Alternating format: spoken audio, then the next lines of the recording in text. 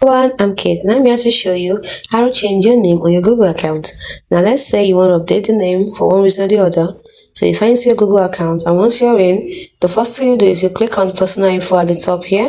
So after clicking on personal info, you scroll down to you can see all your personal information, and then it will open up, and then you can put in your new name. So let's say you click on this arrow up here. Let's say my name is instead of TA, let's say I decide to update it with whatever I like. It's actually supposed to be your name. So I scroll down. So after updating it, then you can choose who you want to see your name. So for now I see it on anyone, so I click on save. And that's it. If I want a nickname, I can also add a nickname here.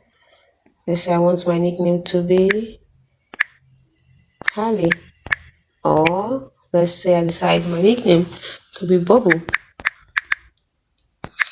So that's it, and I click on save.